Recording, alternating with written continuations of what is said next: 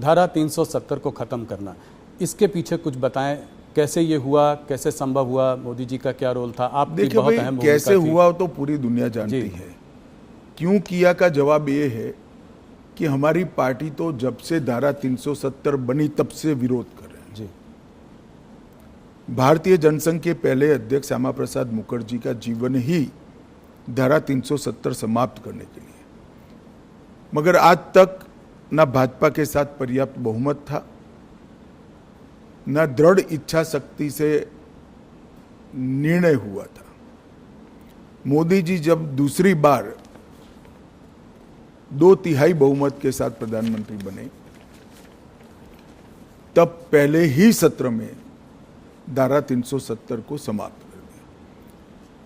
और मैं मानता हूं मोदी सरकार के 11 साल में देश को सुरक्षित करने के लिए, आतंकवाद को कंट्रोल करने के लिए और दुनिया भर में कश्मीर हमारा है ये संदेश भेजने के लिए नरेंद्र मोदी जी का ये कदम बहुत महत्वपूर्ण है और कई सदियों तक देश की जनता इसको याद करेगी।